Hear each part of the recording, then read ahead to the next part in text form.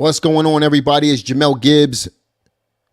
Welcome to today's live Q&A. I'm going to give it a minute for you guys to join. I had to set up a brand new link because we were having technical difficulty with the previous link that we set up for this live Q&A. We are using a brand new software to run this live Q&A, and we're just having some issues with it. But make sure you guys put your questions on the side there. I'm going to be answering all of these questions. I'm just going to give it a minute for some people to join us. Tell me who you are and where you're from. Tell me who you are and where you're from. I'll give you a shout out as well.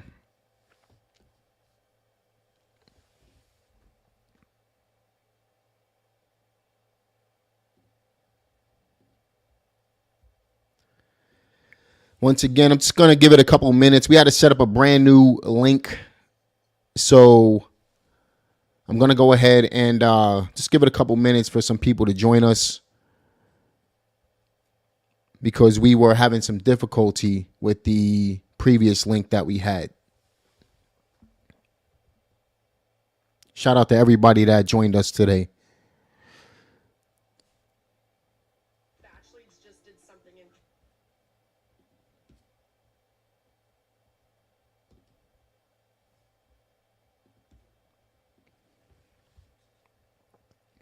So if you're just joining us, be sure to leave your name and where you're from. I'm going to give you a shout out. We're going to be getting started in just a minute, probably 2 minutes, 6:15 Eastern Standard Time on the dot, because I had to give it a minute. We had to set up a brand new link. We had some difficulties with the previous link, and I just want to give everybody a minute to hop on here. I appreciate everybody that joined us so far.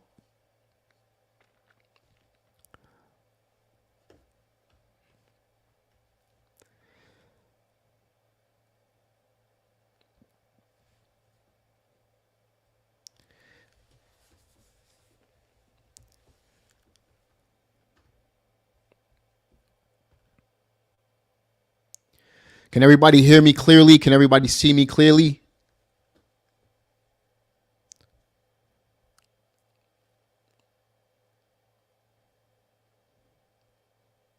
All right, perfect.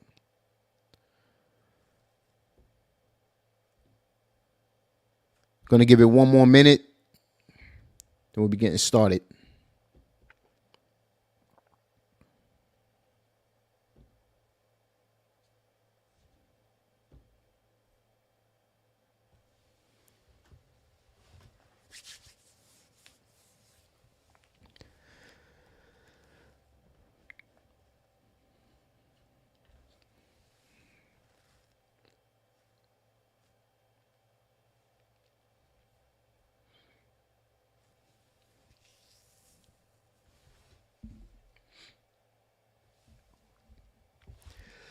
All right, everybody, welcome to today's live Q&A.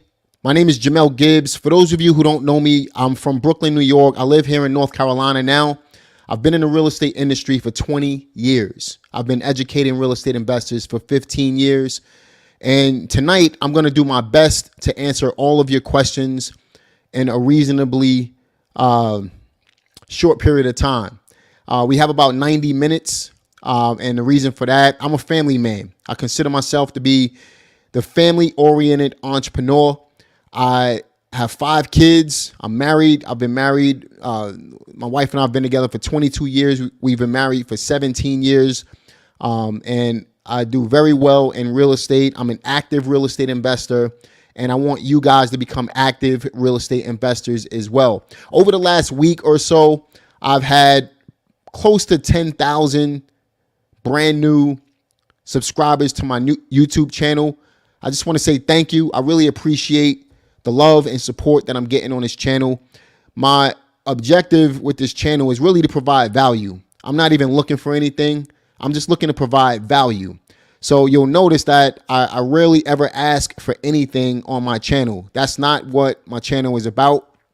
It's more so to provide value. Do I have home study courses? Do I have coaching programs? Yes, I do, but I rarely ever mention that stuff on my channel. You might hear it once in a while, if I'm running a special or something like that. But for the most part, I really just want to provide value to you, the audience, because I appreciate you supporting this channel and putting the word out there that there's real information that can really help real people in real estate. Okay, so I just wanted to put that out there right up front. If you've been on my channel for a little while, or if you've signed up for a coaching program, obviously you know the type of value that I put out there and you know the type of help that I do provide. But for those of you who are just looking to get your questions answered tonight, you're going to get your questions answered for sure. All right. So let me give some shout outs real quick. We have Amani from ATL. Shout out to you. We have Mont J from Birmingham. We have my man Michael Thompson from Compton. Shout out to you. We have Rhonda from Brooklyn. That's where I'm from Red Hook, Brooklyn. We have Journey with Jay. We have Journey is from Harlem. Ariel G from Greenville. Ariel is my wife's name. We have KC Lee from Chicago. Shout out Tyree from Houston. We have Marsha King from Pittsburgh. We have, I'm going to say Kate or Katrie from Brooklyn, New York. Shout out to you. We have Betty from Dallas, Texas. I was just talking to somebody from Dallas earlier today. Coach Kenny, what's going on, my guy? We have Coach Kenny is from ATL, by the way, everybody. We have Greenville, North Carolina in the house, Denise. We have Jazz from New Jersey. We have William from Chesapeake. Shout out to you. We have a ton of people joining us on the line. We have Jay from New Jersey. What's going on, my man? Again, the TJ from Dallas. What's up, man? Again, the objective today is to answer as many questions as possible. Now, majority of the new people that signed up, subscribed to my YouTube channel came through a video that I put out a little while back, but YouTube just picked it up. Sometimes the YouTube algorithm is a little funky like that, but basically it's called How to Buy Your First Rental Property Even If You're Broke. And I basically took 30 minutes and I broke down exactly how to do it. This is not fluff. I had some people that were really positive about it, positive mindset, but then you have some naysayers as well. I just want to let you know that everything I put online, everything I talk about, everything I do is because I've actually done it and I'm currently doing it. I don't put out stuff that is theory. I don't provide information that's that doesn't work. Everything I teach, everything I tell people, especially in the public, I've done myself and I'm currently doing it. I have active deals right now doing exactly what I talked about in that video. So you had some people who had a lot of questions, and I'm not going to focus on the negative. I am going to focus on the positive, because I believe that the positive is going to help you to see that you can actually do this as well. So what's going on, Kenny from Nashville? Elijah, my man from NYC, my stomping grounds. But what I plan on doing is, number one, answering the questions regarding that particular video. If you have questions in regards to wholesaling real estate, I want to get into that. If you have questions in regards to house hacking, buying your first rental property, multi-unit investing, I build houses, I do everything. So if you have any questions, if you have deals that you're currently working on and you need some guidance, you need some help with, ask your questions away. All right. We're going to spend 90 minutes. It could go over. It can come under. It just depends on how many questions I get over the next hour and a half or so. But I'm going to spend some time with you. I really want to take my time, and I really want you to get the value. I really want you to provide the questions, and I can give you the value that you need from this particular Q&A. 2 pounds of sugar from Reading, Pennsylvania. I used to live in Reading, right outside of the Reading area. I moved to North Carolina 8 years ago. So I left Reading in 2014 and I killed it in Reading. That was my town. You can ask, go down to Conestoga Title. They'll tell you, just tell them, Jamel Gibbs. Columbia, South Carolina. Shout out to you. But do me a favor, guys. If you have a question, leave it in the comment section right now. Let's get into these questions because that's what the gist of this phone call is going to be. This particular live is going to be. Get your questions in the side panel there. My man Mo from Miami. Shout out to you. But get your questions in the comment section.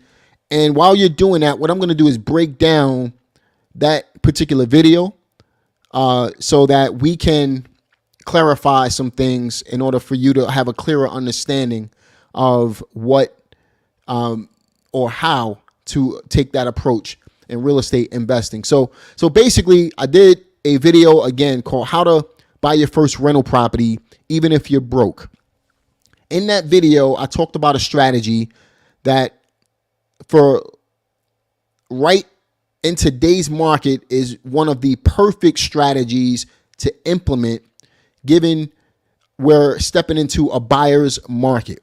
Now, here's what's happening right now, just so you guys understand what's happening in my market and several markets across the country. And before I even mention this, I do want you to understand that real estate is very, very local. So what's happening in one market may not necessarily be happening in another market. So I can be in one market and go over to the next county and something completely different is happening there, just to give you an example. All right. So I want you to look at what's happening in your market, and you can learn if you're not savvy on how to do that. Just talk to other investors and see what their strategy is right now. But to make a long story short, real estate is very local, and what's happening in one market may not necessarily happen in another market. But I will say that some people in the comment section on that particular video said this will never work in, let's say, California. I got to tell you, I just locked up literally yesterday. I just locked up a seller finance deal, 100% seller finance deal in California. Okay. So when you say it doesn't work in certain areas, you're really kind of downplaying yourself at that point. You got to put this stuff into action. You got to believe that it's going to work before you step out and actually do it. And if you believe it, then your conviction is going to show that. Okay. So the way you become a better investor is by believing that you can do it in the first place. That's how I did it. I didn't have a coach. I didn't have YouTube. I didn't have social media when I first started, but I also grew up in the projects. I didn't have anywhere to go but up, right? And I believed that I can do it before I even bought my first house. Now we're talking about 2,000 houses later. Now I know I can do it, and I know that anybody can do it if you just put in the work. But the action part is what's going to allow you to believe, is going to build your belief up. You're going to be convinced at that point that you can do it. And when you cash your first check, and you materialize that money, that's when it becomes real to you. Okay? So first and foremost is mindset. You got to start with how you think. If you believe that you can do it, you can do it. And that's true with anything. Somebody asked me recently, because I started making offers on laundromats, right? And somebody said, well, you need money to buy laundromats. And I said, no, you don't. You can buy laundromats the same way you buy real estate. I buy laundromats. I make my offers through owner financing. So I'm asking the seller to hold a certain note on the laundromat until I am able to get an SBA loan, build up enough equity to get an SBA loan on the property, on the business. So the same way you buy real estate, you can buy businesses. Same exact techniques. You just have to ask for it. If you never ask, you won't receive. And you can pretty much get, if you ask enough people, somebody's going to say yes. So understand that it's a numbers game, but it all starts here. It's what you're feeding yourself in between your ears. You got to believe it first. If you believe that you can do it. See, when I stepped into the business, when I started real estate investing, I didn't have anywhere to go but up. I mentioned that already. But I also didn't have any doubts because I didn't know what to expect. So I just did. And without even knowing what I was doing, I just started taking baby steps. And those baby steps turned into walking, which turned into running, which turned into we're sprinting now. Right? But you got to start somewhere. And I wasn't afraid to fail forward. I wasn't afraid to start walking, fall, pick myself back up, and start moving again. Right? So that's kind of what you have to do. You got to just stop thinking about it so much and start doing. Because as you do, again, your belief system becomes stronger and stronger. And you'll start to realize that this is not as hard as people think it really is. And anybody can do it. And as long as you're willing to ask for something and you're willing to ask enough people for it, you're going to get what you want eventually. I guarantee you, and guarantee is a strong word. I probably shouldn't say it to the general public, but my point is, if I talk to 100 people today, if I talk to 100 people and I ask every single person for seller financing on their property, and I created terms that was suitable for me, I guarantee you one of them is going to say yes. If I talk to 100 people today, somebody's going to say yes to one of my offers. That's a fact. That shows that this is a numbers game. That shows that if you stop thinking about it, you can do it. And that also shows that anything is possible. All right. So it starts with how you think. It starts with your mindset. Right. So I taught the strategy seller financing. Right. Seller financing is basically bypassing the bank and using the seller as the bank in order to finance the property for you. So it's kind of like private money real estate investing, right? I can go to a private money investor, which is basically, it could be my cousin. My cousin might have $100,000 sitting around and I need to buy a property for 70 and have 20,000 to fix it up. So I go to my cousin and I say, hey, cuz, listen, I need $90,000 from you. If you give me the 90, I'll give you back your money plus interest, right? My cousin gives me the money, but his money is backed up. The loan is backed up by the real estate, the asset itself. So if I don't pay him, he gets the house. Okay? Same thing with seller financing. The difference is the seller is not actually giving you the money. They're giving you a note on the property. So the same way you go to a bank and you receive a note and you have to pay the note back, you will pay the seller back instead of making a monthly mortgage payment to a bank. You pay the seller their money. And you can use a third-party note servicing company. They'll make sure that they deduct the money from your account and provide a check to the seller or direct deposit to the seller. That's the way we do it. We use third-party note servicing companies in order to streamline everything and also keep our taxes and everything in check, right? So you can use a third-party note servicing company to handle that, but you're paying the seller rather than paying the bank. And guess what? If you don't pay the seller, there's a thing called foreclosure. So they take the property back. You see how that ties in? Same thing with private money lending, right? The note is backed up by the property itself. The seller can always take that property back. And you can create these terms based on whatever you want. There's no rules, right? So as long as the seller is agreeable to what you're presenting, they say yes, you got yourself a deal. So in that video, I talked about how we make offers. I can pay market value for a house and still make money on the house. I've done it plenty of times. I'll give you some examples today. But I can tell the seller, look, you want $100,000 for your house. I'll give you $100,000, but you got to do it my way. I can go on, let's say, Zillow or rentometer.com and see what the rents are in the area. If the seller has a free and clear property, then I can create my own payment. 0% interest. Okay? So how does that work? Go to Zillow, find out what the rent is for that particular property, cut it in half, and offer that to the seller. So if it's $1,000 a month, just say, Mr. Seller, I'll give you $500 a month. Right? And then you keep 500. Obviously, out of your 500, you're going to pay the taxes and insurance as well. But the point is, you create your own terms. And you don't tell the seller, you don't even mention the word interest. You just say equal monthly payments. That's basically 0% interest. And as far as the balloon payment, that's something that we could talk about later on. But in addition to that, I also talked about how we find tenant buyers. So let's say we don't want to keep the property long term. We want somebody else to pay for the property. What a lot of people, as I was looking through the comments today, what a lot of people misunderstood was we're buying properties. Let's say a property needed some work, right? I'll give you an example of a real deal. We got a house here in my local market where we bought the house for $55,000.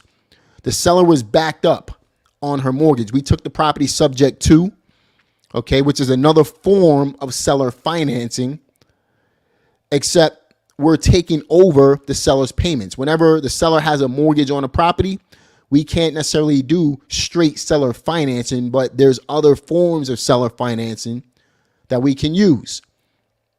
So we took this property subject to the existing mortgage. She was backed up $5,000 in payments. She owed $50,000 and she was $5,000 backed up. So we put down the $5,000 for her using our buyer's money. Let me explain how we did that.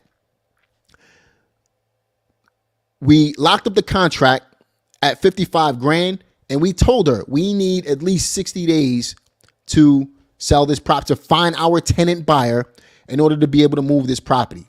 We straight up told her. She was okay with it. Again, you never know until you ask for it.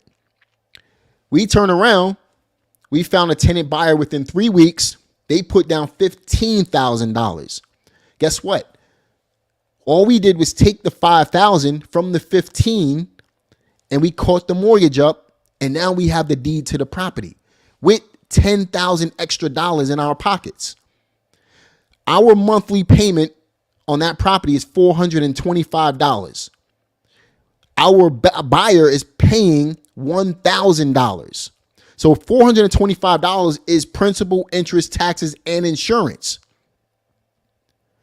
Our buyer is paying $1,000 a month for 7 years.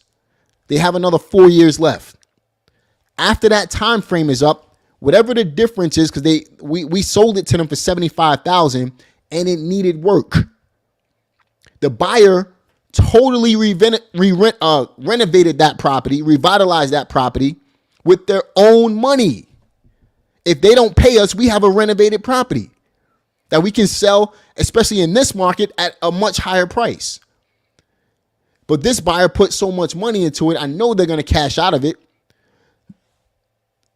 The buyer will owe us $75,000 in 7 years. We're not deducting anything off of what the monthly payments that they're making to us. But guess what's happening on our end? We're paying down the mortgage on our note that we took over from the seller. So we're going to owe less money, but the buyer still owes us the same amount of money. That's what we negotiated. So let's say in 5 years, 4 years from now, our note is down to $20,000. I think it's like 35,000 or something like that right now. Let's say our note is down to 25,000 in 5 years, which is definitely suitable. What we're going to do once we cash out is have a $50,000 check come to us in the form of a balloon payment. We're going to pay off the 25,000 and have an additional 50,000 for our pocket after collecting close to $500 a month for 7 years and getting $10,000 for our pockets up front. That's the beautiful part of creative finance. That's the beautiful part of thinking outside the box. And that's also the beautiful part of just asking. You never know what you can receive unless you ask for it. So don't doubt what can happen. Ask for it and you're going to eventually get it. Okay? So that's the gist of what that video was all about. I just want you guys to understand that anything is possible. as long as you ask for it. If you don't ask for it, then of course it's not going to be possible. If you're going to think that, this ain't happening in my area, guess what? Somebody else is going to take the deal from you. And in fact, let me know where you are at so I can put some marketing out there and I'll do the deals. You know what I mean? Believe that it can happen first. If you believe it and then you start doing it, you'll see that you can do anything. All right. So let me answer some of your questions, guys. And I'll be sure to go in depth on some of this stuff. So let's see what we have here.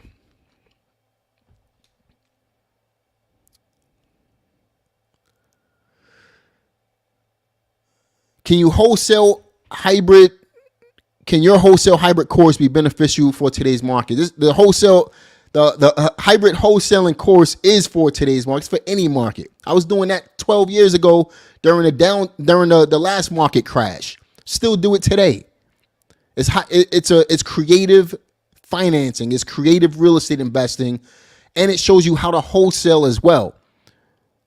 It's good for any market. Any strategy is good for any market, really. Don't believe the hype. Don't believe the fluff out there. All right. You might want to, let's say let's say the market is on a downturn. We're turning into a buyer's market. It might take longer to sell a rehabbed house, for example. I wouldn't take out a lot of debt on rehabs right now, unless my intentions are to hold on to those properties, do refi cash outs. Even with a higher interest rate, you're still going to win long term, but you just got to be smart in how you play the game, right? I think the best thing to do right now is to take over properties via seller financing, wholesaling, subject twos.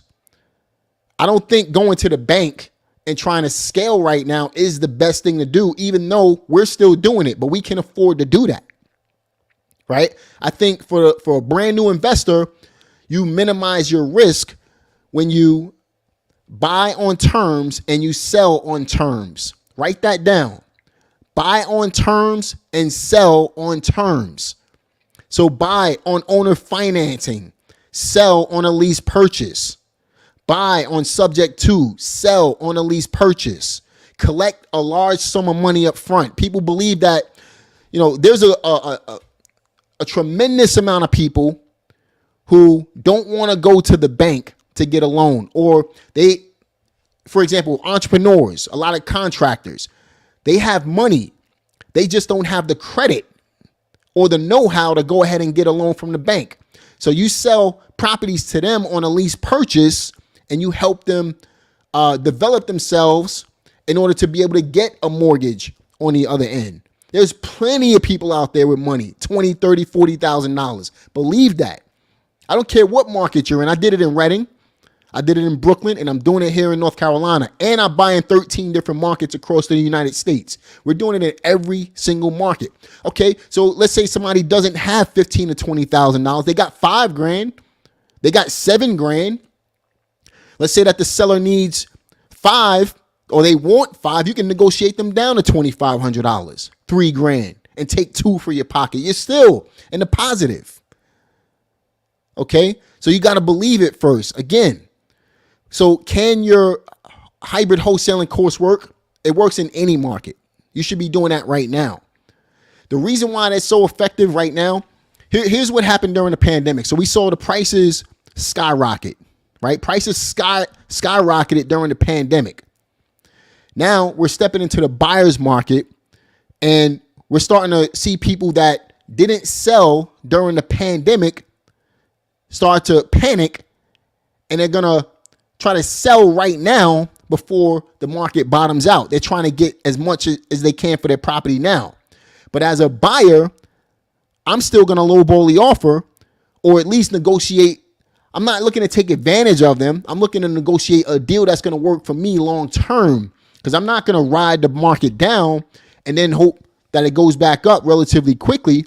So I'm going to make my offer down here, even though they're panicking up here. So they should have caught the wave last year. What they could have got last year, even 3-4 months ago, they're not going to get right now. And again, that's local. That's a local situation. That's not every single market. So it may not be happening in your market yet, but You got to look to see what's happening in your local area and adjust accordingly. Okay. But hybrid wholesaling works at any in any market. What do I do if a hard money lender tells me I need a deposit and I don't have it? So most hard money lenders, that's a great question, Michael. Most hard money lenders are always going to ask you for some type of deposit or money up front. They want to make sure that you have. So for example, if you need to borrow 100 grand from a hard money lender, they're going to be asking you for 2 to 3 points up front, right? Points are basically a percentage of the amount that you're borrowing from them. So if you borrow 100 grand and they want 3 points, they're going to want $3,000 at the closing table. Okay. On top of that, they want to make sure that you have the closing cost money, and they're going to want to make sure that you have enough money to start your rehab. Now, the rehab money is going to be reimbursed to you. That's just to start the project. And then they do what's called a draw system, where they're going to pay you back your money as the project goes on. So let's say you put out 5 grand to start demo and to hang sheetrock. You're going to request a draw from your hard money lender, and they're going to pay you back your money within a couple of days. Then you're going to use that money again to fund the next portion of the project. Okay. So when you're going to a hard money lender, they're going to, number one, expect you to have a certain amount of money. Credit is, for some hard money lenders, it is important, but it's not really that. Some of them require a minimum credit score. True hard money lenders don't. So instead of going the hard money route, what I would do is talk to other investors. A lot of my first portion of private money came from someone who owned a title company in my area. She owned a title company and she was lending money to all the investors. Now, it took me a year to build that relationship, but it was worth it. My point is, start building private money relationships. Another way to do it is to do what's called gap funding. So you might have a relative, a friend, or somebody at work who have, let's say, 10,000. Say you needed 10 grand. Somebody might have the 10 grand laying around. You say, look, give me the 10 grand. I'll split the deal with you 50-50 or 60-40 or 80-20 or whatever the case may be. They provide you with those funds, and then you get the rest of the money from the hard money lender that way. I got a video on YouTube, 5 ways to fund your real estate deals. Make sure you look that up. I talk about how to use gap funding, how to use hard money, how to use private money in order to get deals done if you're looking to buy and hold or buy and flip real estate. I hope that answers your question, my man, Michael. How do you start building a team? One person at a time. I think that it took me 8 years, and I think I was a late bloomer when it came to building a team. So from 2002 to 2010, I didn't make any hires. I was doing everything myself, right? And what I realized was if I just sub things out to people in order to be able to compensate for my time back, I could handle a lot more. But I didn't want to sub things out until I understood it fully. Then I can train somebody else on how to do it. So when you build a business, think about it like this. Let's say you wanted to start a window washing company. You might start off washing the windows first, right? You build up your clientele, you get some money coming in, then you replace yourself. Instead of you washing the windows, you pay somebody else to wash the windows, and you focus on getting clients at that point. Then you build up your client account, and then once you have enough client accounts, you replace that part of the job, right? So you go ahead and you find somebody else who can find more accounts. Now you have a little business operation going on. So you did it one step at a time, though. You don't hire all of these people at one point. I have a video on YouTube called How to Build a 7-Figure Wholesale Business, something like that. Look through my wholesale playlist, and I show you exactly how to build your team out and what they should be doing at certain points in your business as well. But really what you want to focus on when it comes to building or hiring a team is to hire one position at a time and hire as you need it. All right. When you find yourself becoming overwhelmed, replace something in what you're doing in order to be able to free up more time so you can be more effective in what you're doing. I hope that answers your question, Coach Kenny. But definitely check out that video on YouTube as well. It says, I want to know if, this is Jazz. I want to know if you, hold on one second. Let me check one thing up here.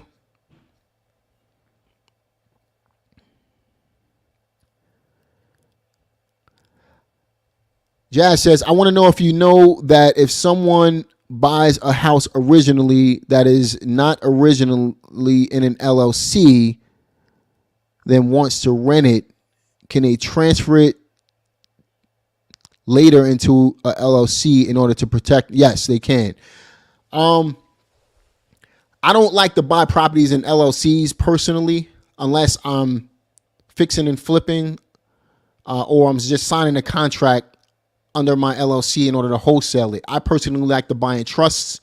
I have videos on YouTube talking about this stuff in depth, how to buy a rental property using check out my video, how to set up your first LLC for rental properties or something like that. I can't remember. I have a video pretty much on everything, but I have a video on YouTube how to set up an LLC for rental properties, and I talk about using trusts in order to be able to take ownership of properties. And the reason for that is for privacy purposes.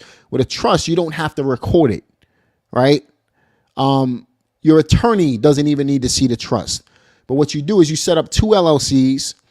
One of your LLCs will be the personal representative of the trust, and the other is going to be the beneficiary of the trust. Now, remember, you control both companies, so it doesn't matter. You're still the owner. But the first LLC, which is the personal representative, calls all the shots for the trust. So I'm putting, especially when I'm buying seller financing, I'm putting properties under a trust, and then I'm going ahead and letting my LLCs control that trust. Nobody knows who owns the house at that point, right? You're completely protected. But if you want to buy under an LLC under your name and then you transfer into an LLC later, that's perfectly fine, considering your bank is okay with that. Okay.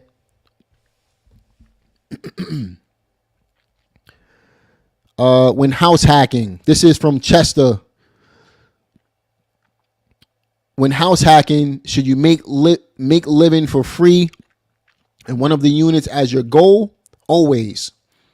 Or would it be okay to end up with a little bit of cash flow or end up paying a small amount each month? It depends on what your circumstances are. You know, it depends on what your long-term goal is.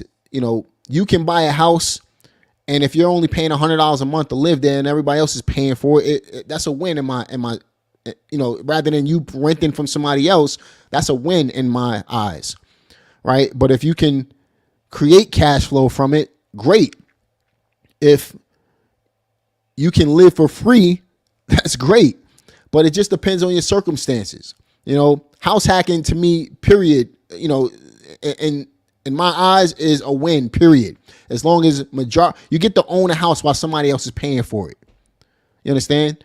So that's a win. And then you get to move out a year later and go ahead and do it again. And you do that 10 times under an FHA loan.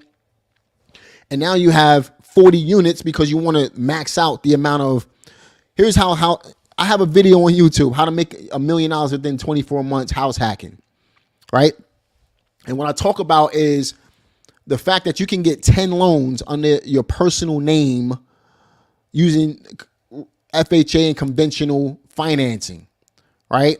And if you go that route, a regular residential loan will allow you to take on 4 units at a time. So rather than getting a 1 unit, a 2 unit, a 3 unit, go and try to max out the amount of units you can get under that loan. You do that 10 times under the 10 loans, you have 40 units. And if you're married, you don't go on a joint loan with your spouse. You keep those loans separate, and now your spouse can get 40 units. So now you got 80 units collectively. That's how you build wealth, right? That's the power of having a team. Me and my wife, we're a team, right? This is how you do it. You gotta be smart about it. So house hacking to me is a great way to start real estate. Is one way to start building real estate wealth. You can use house hacking. You can use regular traditional, put down a 20% and buy a rental property that way. You can BRRRR deals, buy, rehab, rent, refi, and repeat it, do it all over again. Or you can use creative financing to do it. Anything works. It's what you're comfortable with, and you gotta be willing to get out there and do it. House hacking is a great play though. Should I have a buyer locked in before I get a home? It depends. If you're wholesaling it, maybe you have relationships with buyers first. Excuse me. I had to cough real quick. But maybe you're locked in with buyers, building relationships with them first. If that's not the case, then obviously build your buyers relationships, especially in a buyer's market. I have a video on YouTube. I keep saying this because I have videos on everything. I think I released a video within the last 2 weeks, how to wholesale in a buyer's market. Watch that video. It talks about finding your buyers first in a buyer's market. And that's going to help you in the long run. Let me get some water real quick. Hold on 1 second, guys.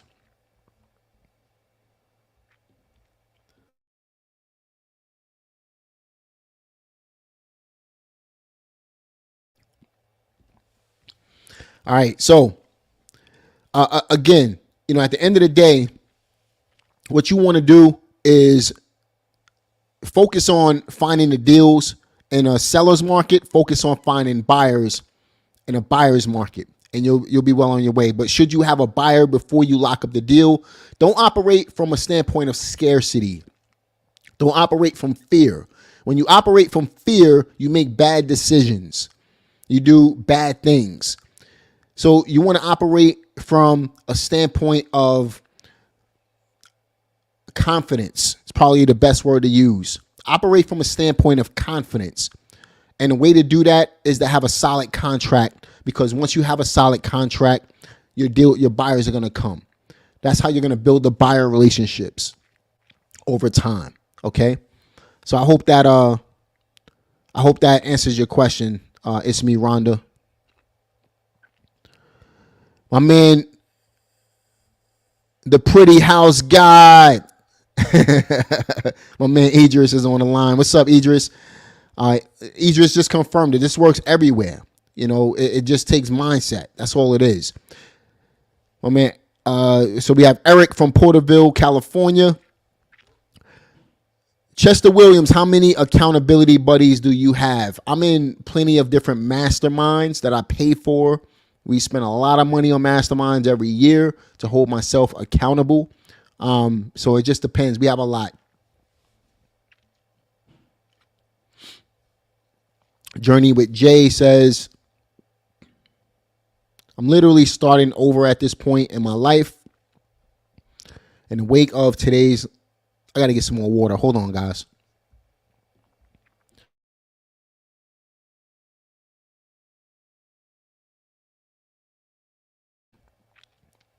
Got somebody bringing some water for me. I'm literally starting over at this point in my life. In the wake of today's market, is wholesaling or seller financing a great start? Absolutely, it is. I would definitely be looking into both of those strategies, not even one of them. And the reason for that is because it minimizes your risk. Creative finance and wholesaling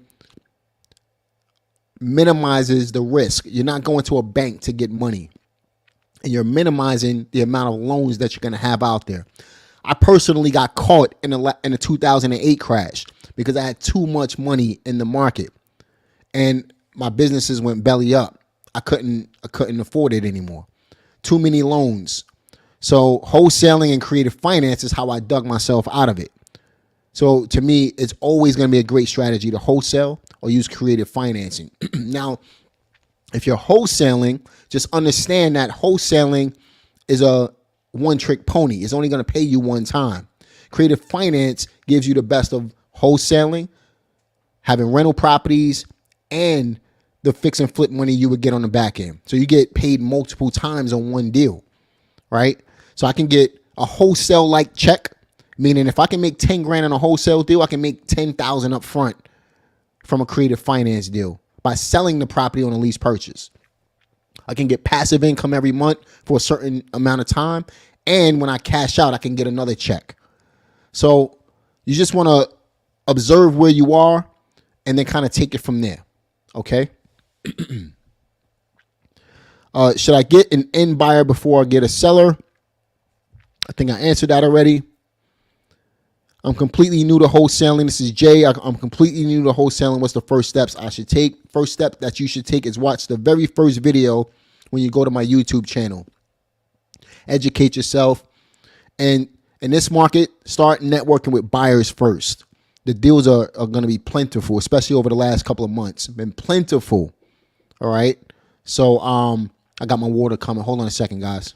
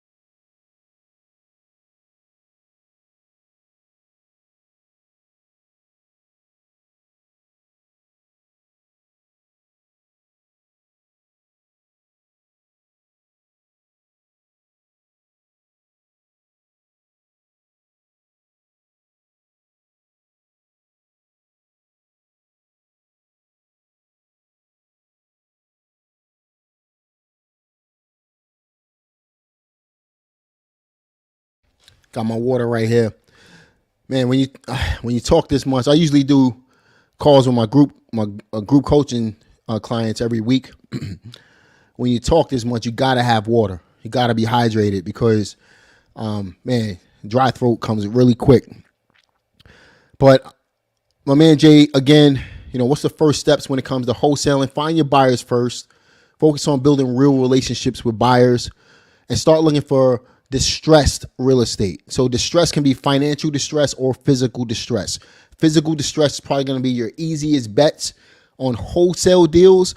Financial distress is probably going to be easier for creative finance deals. Okay. Physical distress means the house needs work. Drive around some neighborhoods in your local area, look for some houses that need work, contact the sellers. I got videos all on YouTube on how to do it. Okay. How do you find a good market? Your market is a good market. Just do it. Your market is a good market. Obviously, there's markets that's going to be better than your own backyard, but start where you are, right? Don't overcomplicate this. You don't need to be in the best market to make money, right? Start where you are. There's houses all across America, and if you make enough offers, then you're going to be able to make enough money. Okay? Start where you are. Don't overcomplicate this.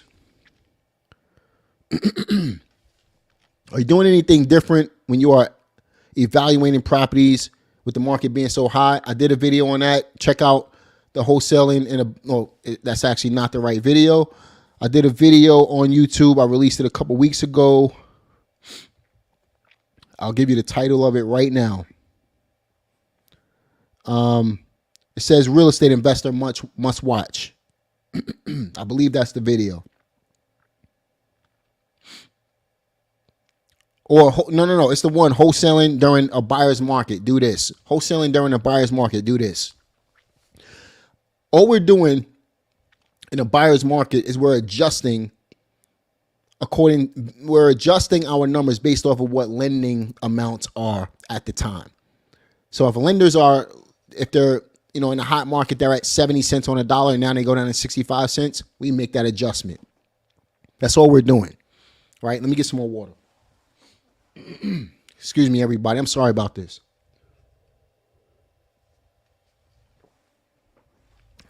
But I have a lot of fun doing these calls. I get excited, and because of that, I gotta bring it down because my throat is gonna get dry. But I'm not doing anything different. I'm just adjusting my numbers based off of what I'm seeing in the market. That's it.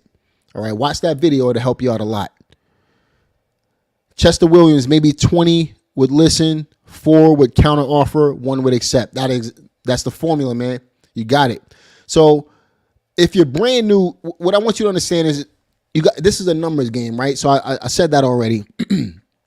If you talk to 100 people, the objective is to make 15 to 20 offers. If you're brand new in real estate, if you make 15 to 20 offers, it takes the average new investor about 15 to 25 offers to get a deal.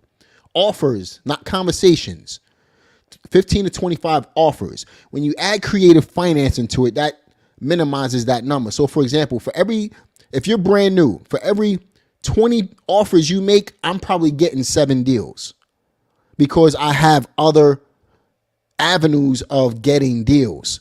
I'm not focused on wholesaling only. So for the average wholesaler in my area who's only wholesaling, they're missing out on plenty of other money, right? So what Chester Williams is saying, for every 20 offers you make, you might get 1 actual deal, which is about right. It might take you 15 to 20 offers to get a deal.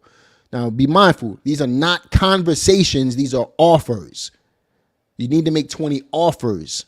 Go out next week. Everybody, there's 54 people watching this right now. It's going to be more later. Everybody who watches this Q&A, I want you to figure out how you can make 100 offers next week. All right, 100 offers in October, next month. Okay, 25 offers a week. And ask yourself, if you make 25 offers a week, do you think you're going to get at least 1 deal? You're probably going to end up with 4 to 5 deals. Okay, watch my YouTube videos. I talk about how to make offers, all of that stuff. Wholesaling playlist, real estate investing playlist. Watch all of that stuff. I teach you everything for free. Go through it, and I'm telling you, if you make enough offers, you're going to get deals. It's bound to happen. You just have to put the work in. Skylar says, so what direction do we look in as a college student with no money if you want to do real estate? I would start off as a wholesaler, and being that you're in college, you're starting to build some type of credit. If your parents are willing to co-sign for you, you shouldn't be renting from your dorm because I'm sure you're paying for that unless you have a full-blown scholarship. House hack. Wholesale and house hack. College students. That's how you start. Okay?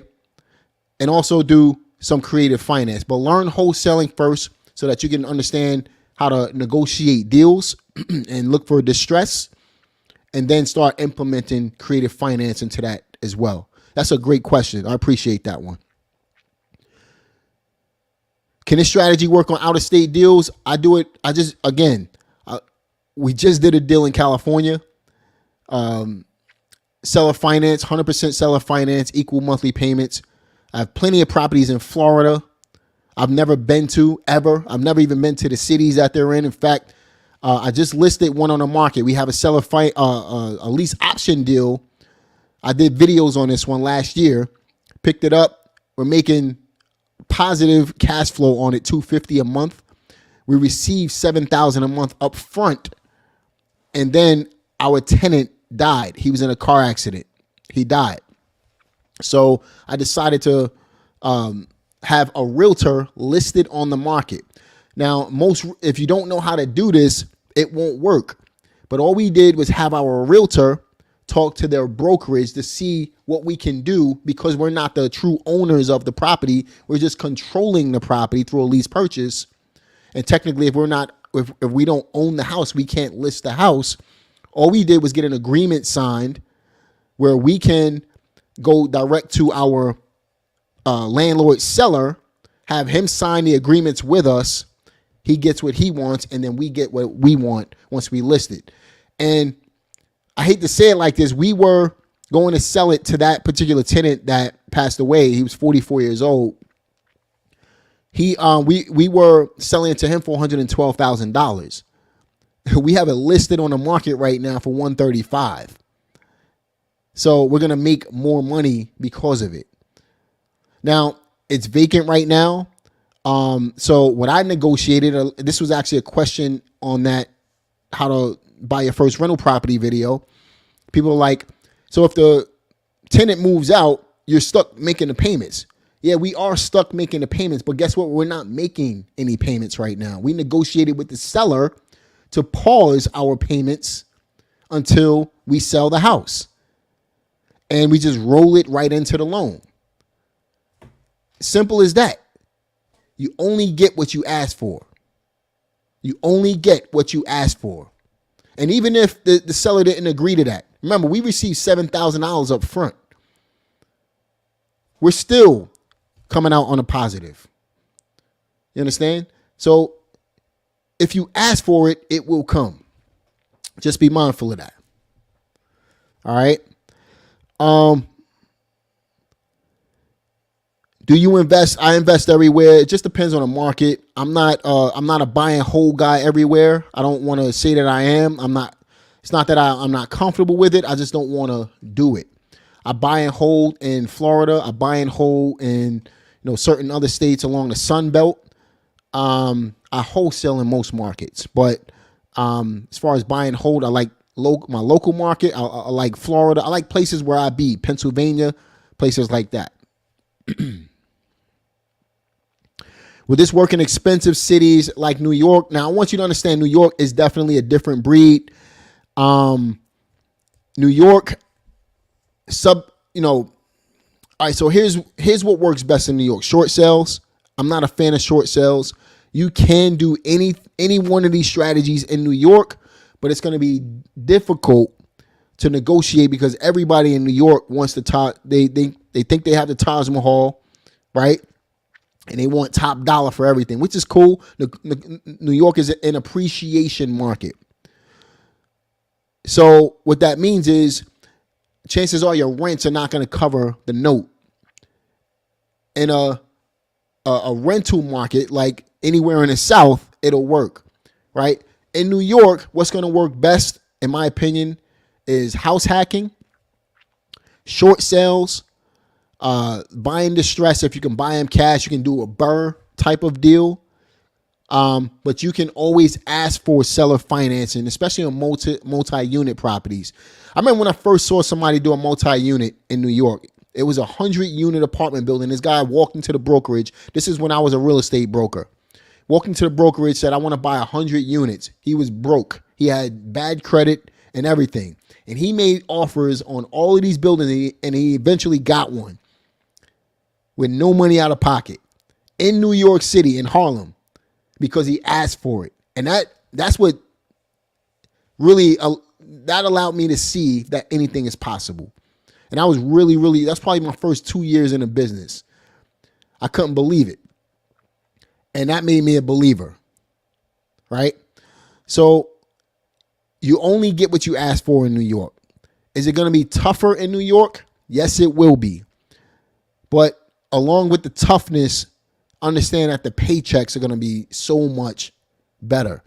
So where you'll make an average of, let's say, 50 grand in the Bible Belt or in the Sun Belt or anywhere in the South, in New York, you're going to make 10 times that. So you might have to ask, instead of 100, you might have to make 1,000 offers, 500 offers. I don't know. But just understand that if you ask enough and you're willing to reach out to enough people, eventually it's going to work. Now, what I don't like about New York is, and I'm actually, one of my students, she's closing on 2 houses in New York right now. The attorneys in New York State, period, makes things more difficult than what it needs to be. Sometimes they're deal killers. And if you're an attorney right now, no offense to you, but sometimes lawyers can be deal killers. So they can talk their buyer out of doing something that they were interested in doing. So you got to make sure you deal with investor-friendly attorneys as well. Okay? Besides you living in the Reading streets, this is why I follow 2 pounds of sugar. I appreciate that. I'm getting it right now. Wholesale, I appreciate that. Ariel G. Just make sure you put in the work, man. That's more important than anything. You could buy anybody's course, even if it's not mine. I don't care. I'm not trying to sell you my course, right? But my point is, you could buy any amount of information, but if you don't apply it, if you don't put the stuff to work, it's never going to work.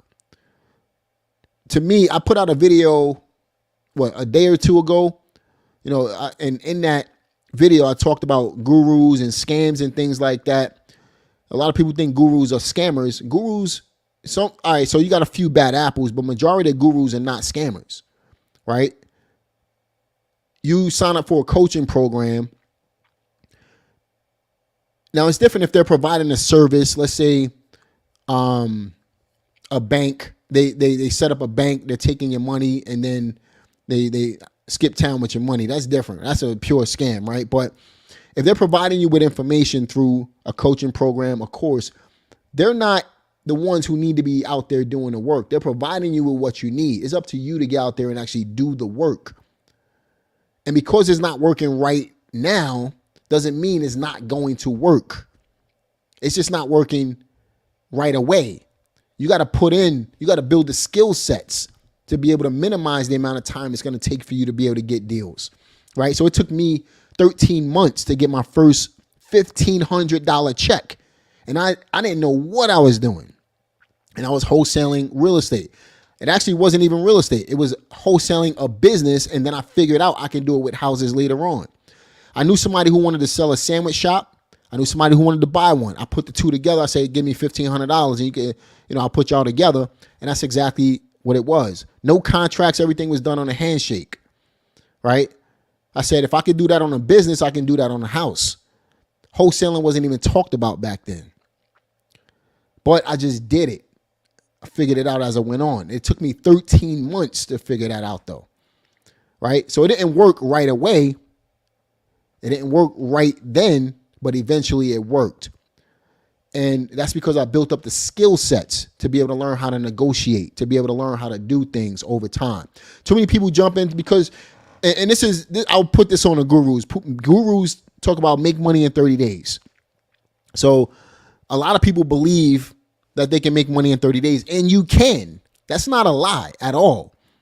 But 99% of the people are not going to make money in 30 days, 60 days, 90 days. Majority of the people are not going to do that because they don't have the skills. They don't have the understanding of how to do it. They don't have the work ethic. You got to build that stuff up. So when you come in to real estate, expect to be working for 6 months before you even close a deal. And that's just being honest. I'm always going to tell you the truth. Expect to be working for a while before you close a deal. Build your skill set up. This is not a sprint. This is a marathon. You're not looking to just grab a check. You're looking to build long-term wealth, build a real foundation doing this. And just understand, in order to build that foundation, you're going to need to put in the work. You're going to need to build the skill sets. If you're not expecting to do that and you want that check right away and you make 5 offers and none of them are accepted, you're going to be right out of the business. If you understand coming in, I need to make 100 offers before I even close anything, you're going to do very well in this business. So don't expect, make it a goal of making 100 offers, not 10, right? Not 5. And you're going to do very well. Think long term. This is a marathon. It's not a sprint. Okay. I'm looking for an investor to work with, bring them properties. Are you buying in Georgia? I do buy in Georgia. And I work with students that buy in Georgia as well. Good evening. I filled out the application. Okay. Well, Cardasia, right? I'm going to give you a personal call tomorrow. We'll get in touch with you. Just be on the lookout for that. Okay. Good evening. How do you find reputable, good contractors that won't take advantage? Talk to other investors. If you're not a part of your local RIA, if you're not on Facebook in some of these groups, talk to local investors, get recommendations from them. Go to Home Depot, go to the Pro Desk. They come across contractors and investors all the time. I know this for a fact. I remember when I was standing at Home Depot. As a matter of fact, it was Lowe's. I was standing in Lowe's getting a Lowe's Pro card, building business credit off of that card. And while I'm standing there was this one rep who knew all the contractors, and she knew an investor. Now, I'm an investor as well. So naturally, I'm building a relationship with her. She knows all the contractors. I needed her phone number. Now, I have all the contractors that I need. And this is when I was new in the area. So talk to other investors, go to these pro desks and see if they can recommend contractors to you, and go through a few contractors before you find the right one. When you're driving for dollars, when you're driving around neighborhoods, look for vans outside of properties that's being rehabbed, right? If you see contractors building a house and you want to get in a building, get their phone numbers, right? That's how I meet contractors, just being in the field, all right? Germany in the house. Yasa from Germany. What's up, my man? When wholesaling, is there a formula to estimate repairs? I have a video on that, but let me summarize that for you. So when I'm talking to a seller, what I typically do is I'll ask the seller to throw me in a ballpark from 1 to a 5, 1 being the worst, 5 being the best. What do they think the house needs? As far as like where would the house fall within that number? If they tell me a 1 or a 2 or a 3 or 4 or 5, I have a certain formula that I follow. My formula is this. So basically, if they tell me a 5, chances are the house doesn't need a lot of work at all, right? Because that basically means that the house don't need any work. But I'm still going to add $10 a square foot to whatever their square footage is. So if the house is 1,500 square feet, I'm expecting to spend $15,000 in repairs on that house. If they tell me a 4, I'm going $20 to $25 a square foot. If they tell me a 3, I'm going $30 to $35 a square foot. If they tell me a 2, I'm going $40 to $45 a square foot. And then if it's a total wreck, chances are I'm going to have to put $50 a square foot into that property. All right. So that's the formula that I follow. Obviously, it's just going to throw me in a ballpark. It's not going to be completely accurate until I get a real estimates from real contractors. But, across the nation, those numbers have been worked pretty well for me. All right. I hope that helps.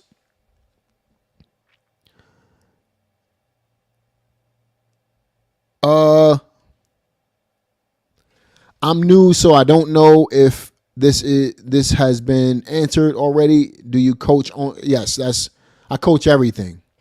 But I'm not here to sell any coaching. If you want to check out my coaching program, you want to have a discussion with me, it's not free. I do charge for my time because I'm taking time away from my family and my businesses. I don't accept everybody as a coaching student. That's not my intentions. I'm not in this to, I do very well in real estate. So my intentions are not to work with everybody. But, if you want to discuss the details of the coaching program, I'll be happy to discuss it with you. Just send the email to info@reieducationacademy.com and just put coaching in the subject line, and in the body, put your name, your phone number, and the best time to call you. One of my support staff members will reach out, schedule something with you, and then I'll hop on the line with you personally. If you've had a conversation with me before, I actually get on the phone and I talk to you. I don't believe in hiring a sales staff and doing all this extra stuff. I believe in giving you personal attention. And if we can't do business together, you're going to leave that phone call with some type of value. Okay. So, I'll respect your time if you respect mine. All right. But at the end of the day, I'm more than happy to have a conversation with you and see if you're a good fit for the program and see if the program is a good fit for you, respectively. All right.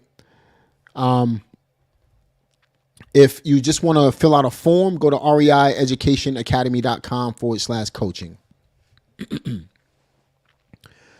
Says, since you buy with a trust, how do you collect rent and pay yourself? We pay ourselves through the LLC. So remember, the trust is the owner, but we're still paying ourselves through the LLC. The personal representative is the controller of the trust. That's how we handle it.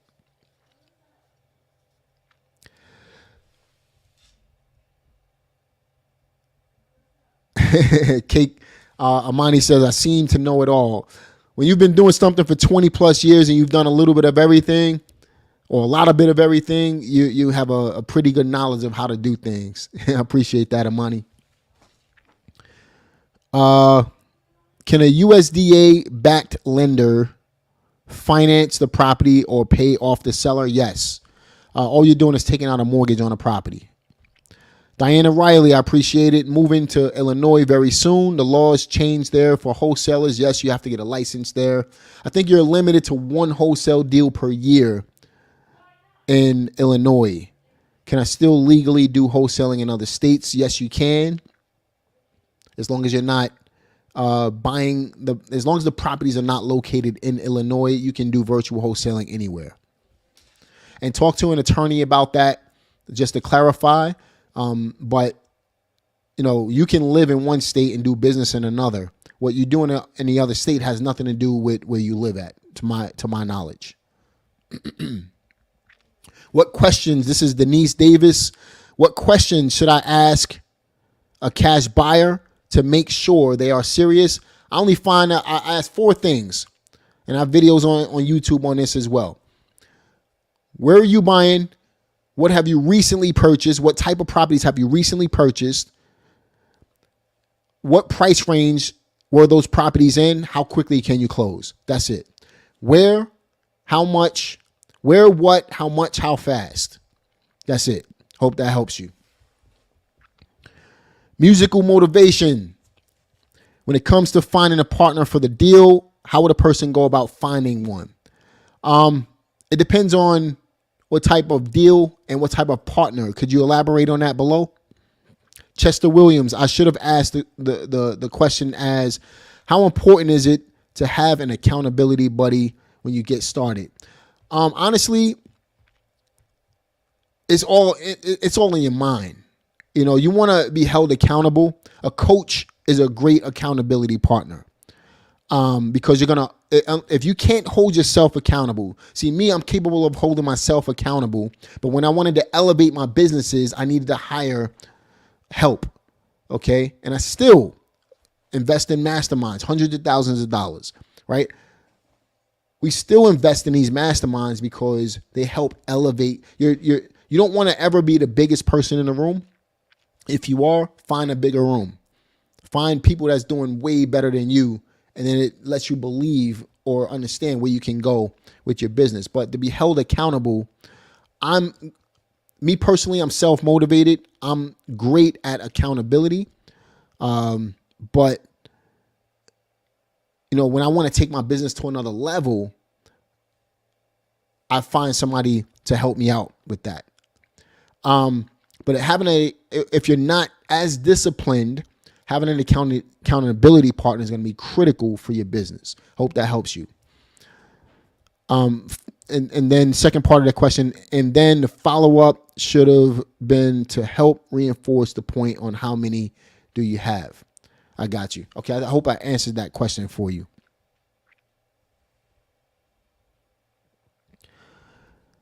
All right, so Hall of Fame, love the name. Once you get a house on the contract, if you can't find a buyer, then what?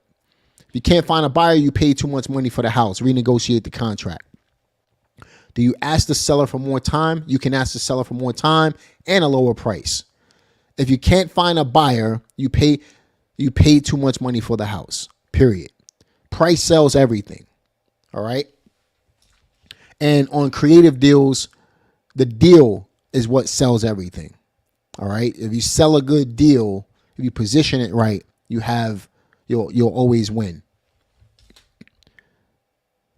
Julian Branner, what's going on, my man? Excuse me, I'm brand new in this field, but what is the best way to buy an auction property if you're totally broke? Get a private money investor. That's the best way. And understand this, I don't recommend buying auction properties if you're brand new, unless you have a private money investor and you know what you're doing. When you're taking out private money, remember you're borrowing money from other people. Know what you're doing educate yourself on how to do it before you actually go out there and borrow money from somebody in order to be able to buy these properties. Because if you lose that money, then that private money lender who took a chance on you is out of their money, right? And they can take you to court if you're not structured legally the right way, right? So educate yourself. Don't play around with people's money. Know what you're doing. It took me a year of understanding how to maneuver the business before I borrow any money from anybody, okay? And I knew my numbers going in. I knew I was buying right. And I knew I couldn't lose. And the right private money lender, the right hard money lender, they're not going to allow you to get into a bad deal anyway. They just won't lend you the money, right? So, but going into auction, you're not going to be able to buy those properties if you're broke, all right? Plain and simple. You're going to have to come with some money. They want to verify you have money before you even place a bid on a property. So unless you're using that, unless you can verify those funds, or you're looking to wholesale those properties, but you have access to the funds in advance, you're not going to be able to get them. Focus on building up your cash through other means of real estate investing, then go to the auctions. I hope that answers your question.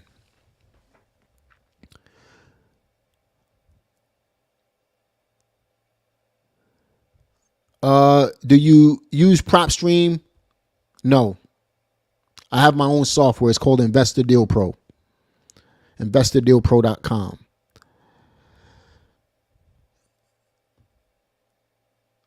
Josh Moore asked that. I appreciate that. Betty, I've used PropStream, just to clarify, but my software does the same exact thing. So no. Betty Aussie, there's a home for sale by owner in my street right now. Can you help me on a deal? If you need help on a deal on this Q&A, then I need a couple of things. I need the ARV of the property, meaning, and you can just go to Zillow and just give me this estimate, right? You don't want to do that if you're doing it on your own, because you never use this estimate. Give me the asking price, how much work the property needs, and if they're willing to do any type of payments over time. That's what I need in order to answer this question. That's all I need. I need to know what the value of the property is potentially worth. I need to know what the asking price is. I need to know how much work the property needs. And I also need to know if they're willing to take any payments over time. So that way I can help you structure either a wholesale deal or a creative finance deal.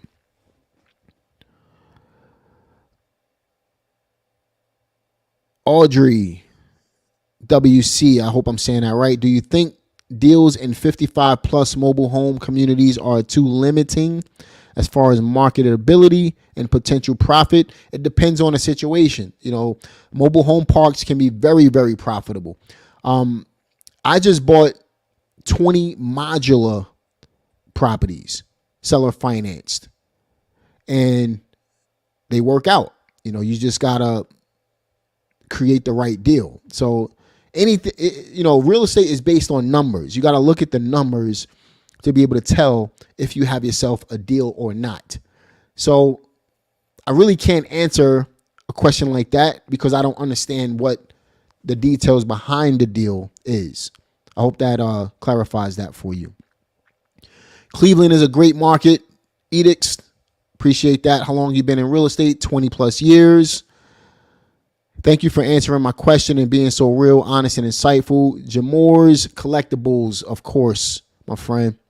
Lisa Brown, what are your thoughts on the Detroit market? I love it. I think Detroit is a sleeping giant because a lot of people are sleeping on it, and I think that market is going to revamp itself. I hope that ages well. Ransom Bushu. What are your thoughts on subject 2 for someone with little cash? I think it's fantastic. It's another form of seller finance, and I teach that in my hybrid wholesaling training. Teddy Poise Bell. So I made the contract. They sent something back as that I want to talk to a realtor. What now? So you talk to a seller, I'm assuming. You sent them a contract after you made the offer. They sent you a message back asking if you wanted to talk to a realtor. If they're being represented by a realtor, that's entirely up to them.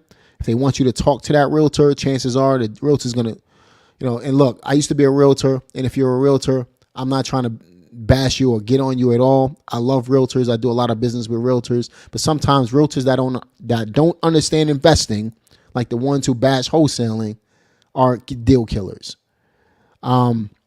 You could ask them, you can tell a realtor, you can make your offer through the realtor, but they're going to be responsible for paying a realtor, not you. I hope that answers your question. Even if you're looking to be an investor, this journey with Jay, even if you're looking to be an investor in real estate, would you think it is a good idea to get your real estate license? It's not going to hurt you. I did a video on, having a license versus not. The only thing with having a license is you have to disclose that you have a license. Sometimes that can make the seller put their guards up a little bit, but honestly, it can help you.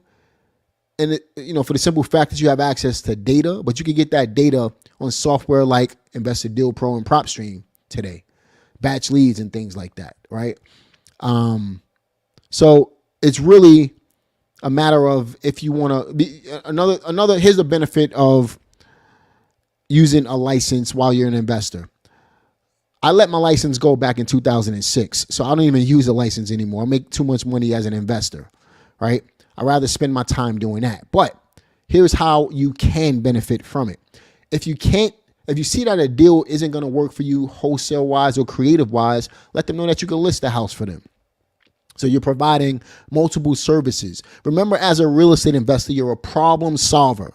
How can you listen to what the seller's problem is and solve that problem? If you solve their problems, you will get the deal 100% of the time. Okay. So even if it's not a purchase for you, maybe it's a listing for you. That's how you want to approach this business, as a problem solver. Okay. I hope that helps answer your question. This is meditation. It's a long name. Meditation and baby relaxation music. I love that. Do you think that making offer on a mobile home will pay off? It depends. You might buy mobile homes for cash flow. I think that those are fantastic, tremendous cash flow opportunities. So it just depends.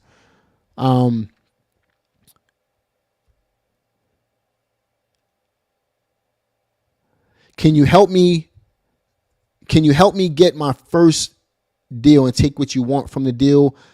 Unfortunately, I don't operate my business that way. I have too much going on with coaching students and my own personal business. I can't do it. Okay. Trying to move past analysis paralysis. What I will say is go through my YouTube stuff. Honestly, go through it and do it. You will be surprised at how much you can accomplish by just doing and figuring. Pick up the phone and call. Don't be afraid. Get past your fear. Fail forward. I'm telling you, if you just do it, you don't need anybody but yourself. I'm telling you, I've done it. That's how I did it. Trying to move past analysis paralysis, I tend to look at nothing more than 350K and shy away from anything asking more. Audrey, let me address that. So if 350K is what supports your market, look at it. Focus on where you are now and just get it done. Real estate isn't about the asking price. It's about the deal and the offer. If you make enough offers at the right price, you will get the right deal. That's all it is. Forget about the numbers. But if your house doesn't support $1 million homes or it minimizes your buyer pool, don't focus on that, especially as a brand new investor. Focus on bread and butter properties first. Get your feet wet, understand the game, then you start elevating. So $350,000 might be the median price range, might be the bread and butter property in your local area. If that's the case, then go ahead and focus on those and get comfortable with those, and then just keep pushing forward. Okay. Hope that helps.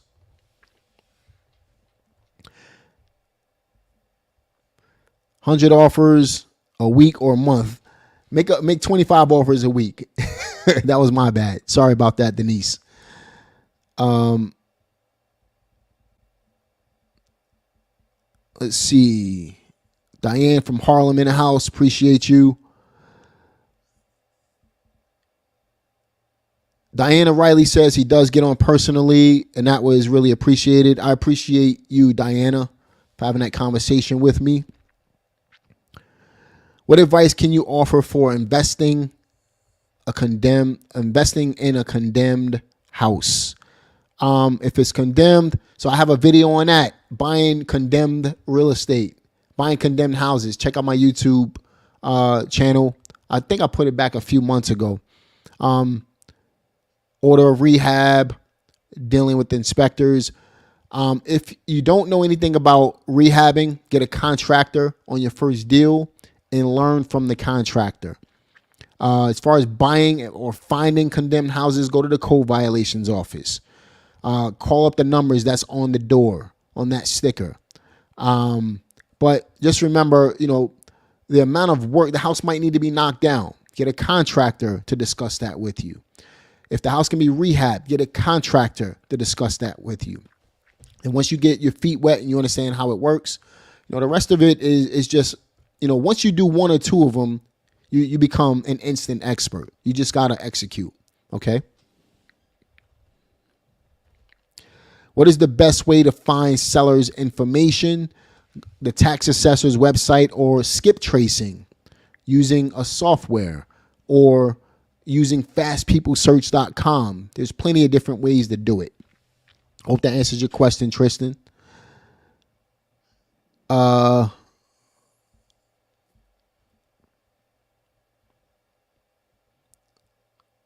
me see.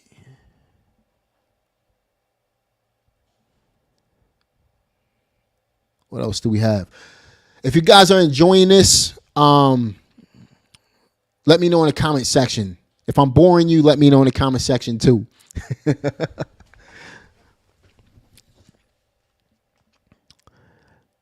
I'm not going to take it personally, I promise.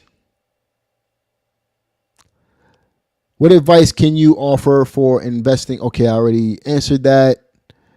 Appreciate the content. I'm late to the live. I'm not sure if you answered my question. Wholesaling does work in New York. It's a bit tougher than other markets. Try Net online. Yes, there is another way. Skip trace. You got to spend a little bit of money to do it.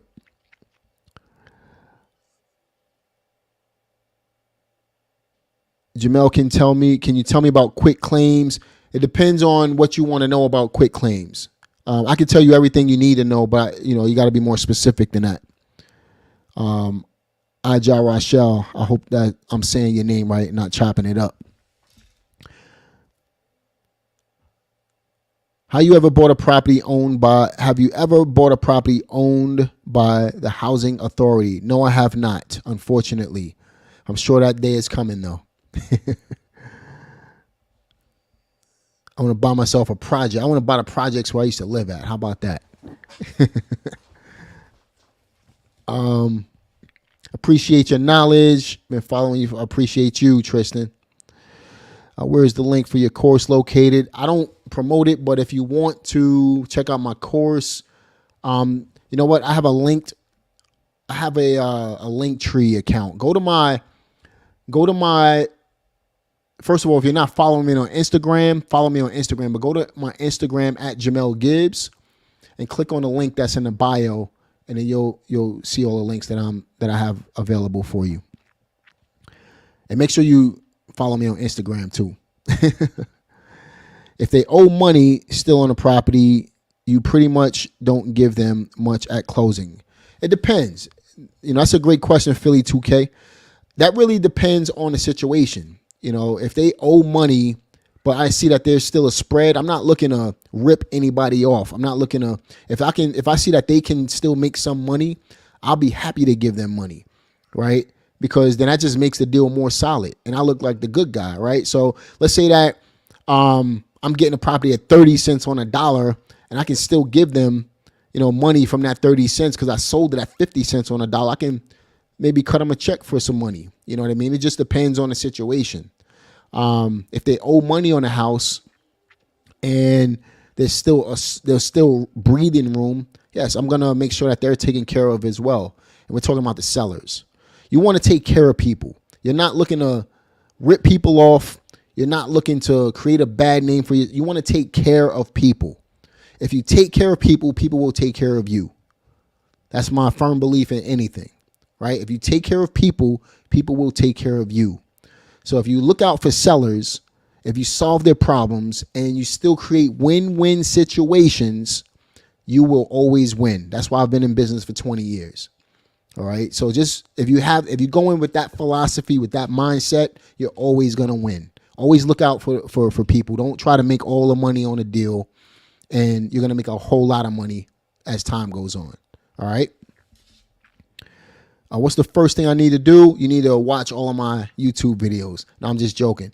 But seriously, go to my YouTube page, watch the first video that pops up on the main page. And I think that kind of gets your feet wet. And then I got a lot of how to get started stuff on YouTube. Watch those videos and decide on what you want to do for yourself. Do you need wholesale? You need fast cash? Do you want to build passive income? Do you want to fix and flip houses? Make a choice and then start from there. Okay. And that's Joshua Marrero.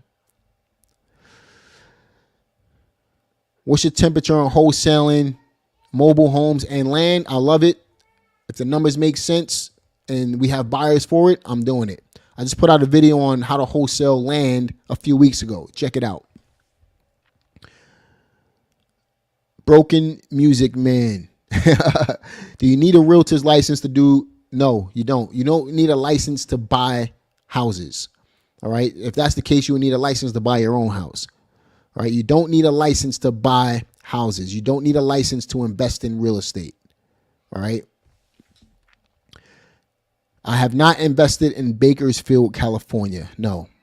But every market is still, a market is a market is a market. What happens to the interest rates after you do acquire the property? That is not a clear question. Unfortunately, I don't know how to answer that.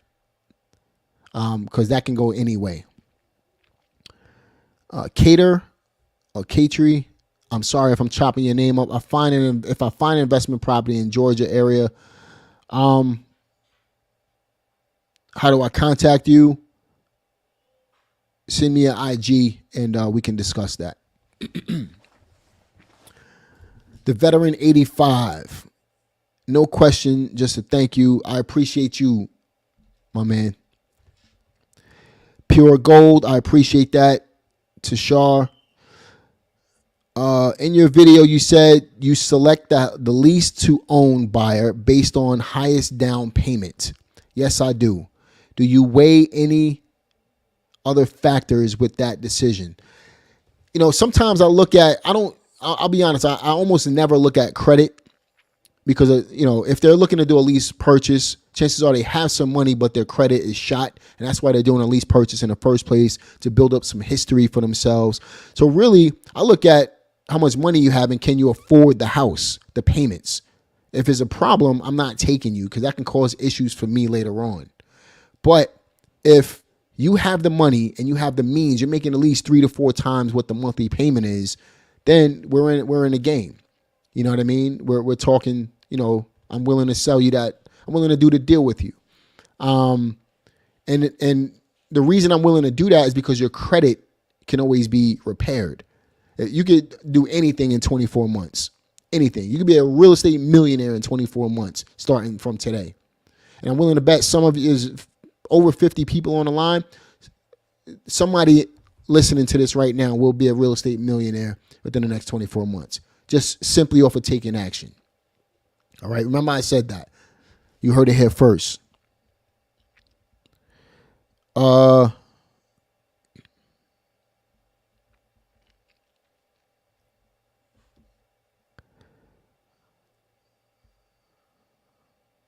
Let's see.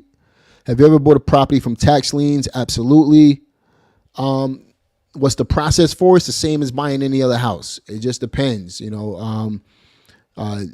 If there's any debt, you're basically paying off the debt. You go to a title company or attorney to get the liens cleared. Make sure you got a clear title before you close and pay the debt off. That's pretty much it. Will it work with creative finance? It can, but again, it just depends on the deal.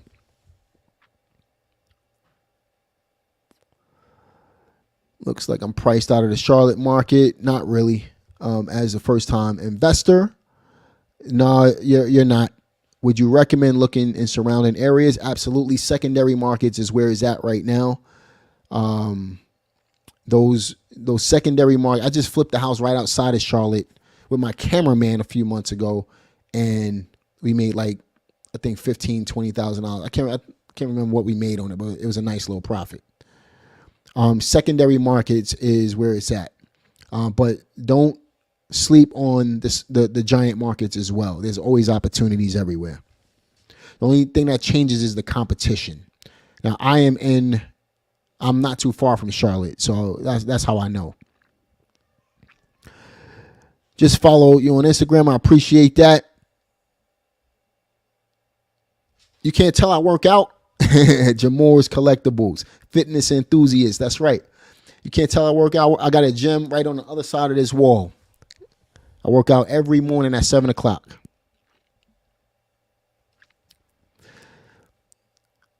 I pray you're doing well. I just watched one of your videos, taking payments over time from owner. Do you also search for non-local properties if there's, yes. I'm looking for properties everywhere, but there's never a lack of properties. Let me change your mindset on that. That's a great question, Justin.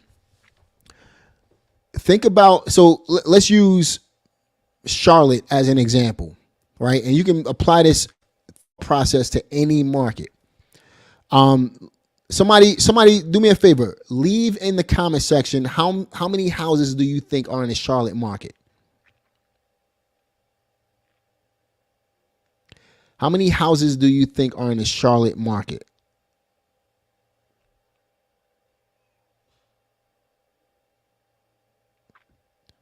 Leave that in the comment section. Houses. How many houses do you think are in Charlotte? Just throw a number out there. Somebody.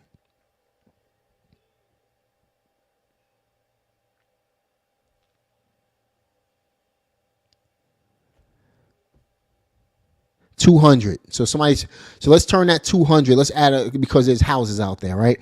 Let's turn that 200. Charlotte has, let's say, 1 million people there.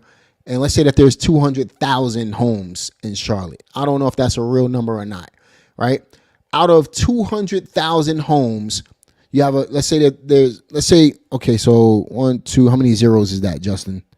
1.5 million. So 1.5 million homes. Let's work off of that. 1.5 million homes in Charlotte. Now, how many people do you think are in Charlotte? There's probably about 1 million, right? Out of 1 million people in Charlotte, how many of those people do you think are investors?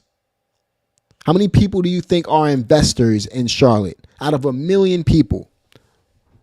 Realistically. Throw a number out there.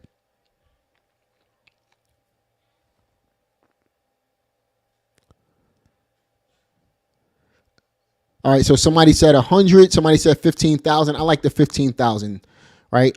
Now, out of 15,000, how many of them do you think are really buying houses, actively buying houses? 15,000.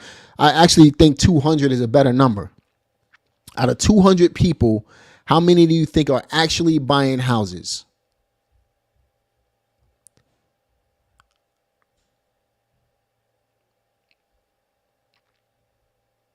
Out of 200 people, how many are really 50? All right, so let's work off of 50. So we went from 1 million people, 1.5 million homes with 50 real buyers, 50 people really buying homes, distressed real estate. Now, out of that 100, let's say 1.5. So let's call it 50 people actively buying in Charlotte right now. Probably more than that, right? But we're just throwing out some random numbers. 50 people. Out of 50 people, now we have 1.5 million homes. Now watch this. Out of those 1.5 million homes, how many would you say are in distress? Let's just throw a number out there. How many would you say are in distress?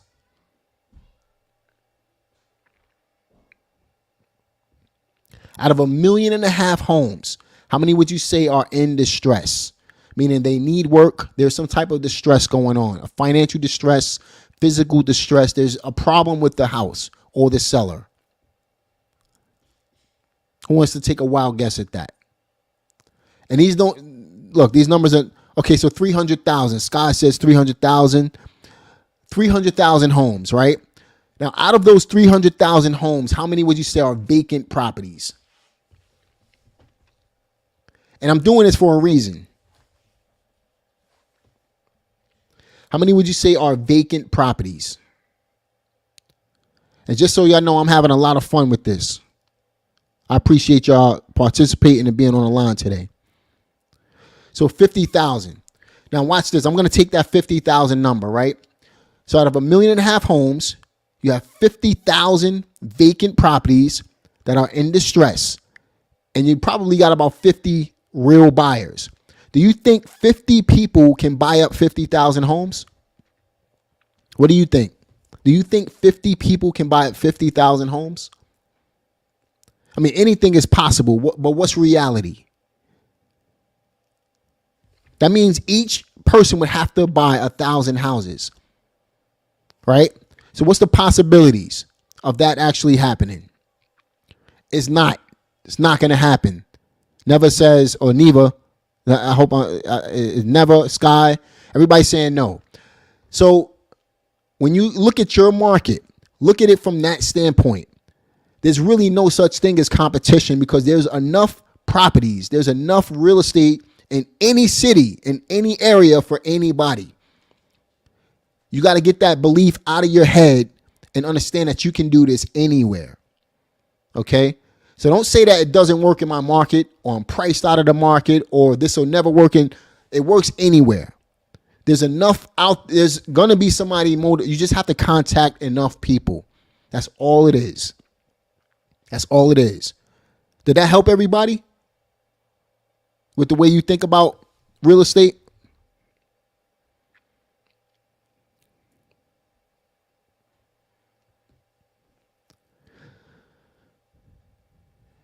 I'll give you another example. So in my local market, I got a friend. His name is Sawan.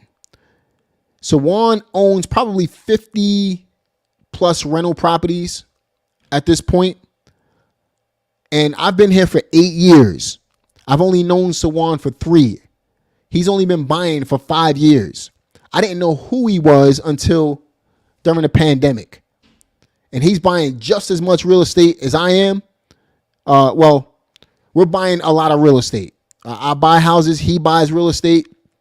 And the point was, I didn't even know who he was. And I'm not in a major city. I'm in a smaller city, still a mid-sized city, but you would think I would know everybody here, but I don't. There's enough here for everybody. It's just mindset. Stop thinking that this doesn't work and stop thinking that there's competition. There's no such thing as competition. You are your only competition, literally, because there's plenty. And if there's not enough today, guess what? Every day somebody else is becoming motivated. So there's always going to be somebody else that's in a situation that needs to sell their house or that wants to let go of their property. And as long as you're in the right place at the right time and you put yourself in a position to be in front of that person, you will get the deal every single time. This works anywhere. You talk to enough people, you ask enough people, and this stuff works. You got to put in the work in order to make it happen, though. All right. So I hope that collaboration over competition. William Bailey said it. Collaboration over competition. And believe, look, I just gave you a really good example of how there's no such thing as competition. There's too many houses no investor can buy up every single deal. It's just not happening. I don't care if you own 5,000 houses. There's still another 50,000 out there. Right? So you got to stop telling yourself that there's competition. You got to stop telling yourself that this will never work because it works. There's too many other people out here making money. You just got to do it. Stop being afraid. Stop being afraid to make mistakes. You're going to make mistakes. A coach is here to help you minimize the mistakes, but even with a coach, you're still going to make mistakes. Just do it. Stop playing around with this. It's too much money out here. All right? So that's really all the questions that I see right here. I hope everybody benefited from this. Any other questions before I go?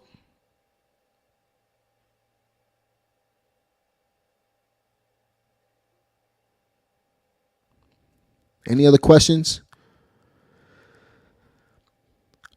Y'all want to see me do this at least once a month? And I'm not sure, as my audience continues to grow, I want to make sure I'm providing value. I really appreciate y'all, following this channel. I've been active on YouTube since 2008, believe it or not. I only put up maybe 2 videos a year up until 3 years ago. So my channel didn't grow that much. Literally 3 years ago, I had 4,000 subscribers. But over the last 3 years, I put up over 400 videos. And last week, as of literally last Sunday, I had 25,000 subscribers, and I'm over 35,000 today. I really appreciate y'all supporting this channel. I put a lot of hard work into this, just to provide the real value. No fluff content. I got tired of seeing some of the other stuff out there. I wanted to provide you with real stuff. And I hope that you're benefiting from it, and that comes from my heart, for real.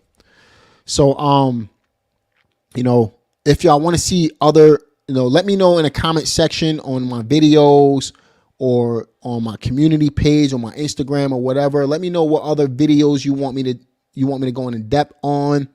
I'm willing to do these lives at least once a month, to make sure, I think one of the ideas that I had was to do these lives based on the videos that I released during the course of the month. So I used to put out like 15, 20 videos a month, but I don't want to burn myself out. So right now I'm putting out 1 to 2 videos a week and some shorts. So based on the content that I put out during the course of the month, if you just write down your questions, maybe I'll do another live every month, just kind of going over what those content pieces are about. If you want to see a specific type of video, you want me to go into detail on certain things, just request it. Leave it in the comment section. I look through majority of the comments. I can't look through them all because as the audience grows, it's becoming a little crazy. That's becoming another job for me. So, but I will pull out questions that are commonly asked, and I will create content wrapped around that. I have no problem with that. And, I just want to provide y'all with value. That's it, man. I don't care if you don't ever buy a course. I'm not in it for that. I don't care if you never become a coaching partner. I want to make sure everybody wins because I believe everybody should win. Right. And I mean that from my heart. I grew up with nothing and I live an incredible life. I grew up in Brooklyn. My parents made $40,000 collectively together. I remember bringing home my first $48,000 check at 21 years old. And I showed it to my parents. And it was more money than they made in 1 year. I made in a month collectively, and that just changed the game, So I believe everybody should experience something like that. And, I'm just here to help you. But you got to believe in yourself. You got to be willing to put in the work. You got to be willing to do this. I never expected this to be easy. And because I came in with that mindset, I changed my life. And know this, I made a lot of money in my early 20s, 21 to 25, and I went broke by the time I was 27, and I made it all back before I was 30. During that last market crash, I really took a hit. So I understood, I stayed in the ring though. I took the punches. I started bobbing it. I started moving around the ring like Floyd. Right? So just understand, you might get beat up a little bit, but as long as you stay in the ring, you can't lose. One thing I learned when I was down on Wall Street, I went to Wall Street when I was 19. One thing I learned when I was down on Wall Street, and I said this before over and over again, the only difference between me and you is time. And another difference is the person who stays in the game the longest wins. You can't lose if you stay in the game and you're actively taking action. It's impossible. You can't lose. So if you stay in the game, you understand it's going to take time, and you put in the work, and you're adding something to your business every day, you will win. You'll create this snowball effect. So you got to keep pushing. You got to keep going. You got to do what you got to do. Do it for don't do it for yourself. Do it for your family. Do it for the people depending on you. I got a video out on YouTube. I talked about it. I said if you create your goals wrapped around you, you're going to let yourself down all the time, because it's okay to let yourself down, but you can't let other people down. You can't do it. So make your goals and your reasons why about other people. If you do that, you will win. Trust me, because your determination, your drive comes from a different source at that point. It's not about you, it's about them. All right. So make your goals about other people. Don't be selfish. And if you don't take action, you're simply being selfish. All right. So if your goals are about other people and you don't take action, you're being selfish. Don't be selfish. All right. I hope that helped somebody out today. And I really enjoyed this call today. And I'll look through these comments again. My man Imani said, do some videos where you have live seller calls. I've done that. I'm telling you, man, I've done everything. Look at my video. Look through my playlist. You'll see I have live seller calls, negotiating with sellers, real sellers, creating deals over the phone. I've done that. I'll do more of them, but just look through my playlist. If you're brand new to my channel, check out my channel. There's over 400 videos, a lot of content. Okay. And I hope that you guys benefited from it. But look, guys, it's been fun. This should go live right away on the replay page. I think that you should, if you missed anything, check it out again.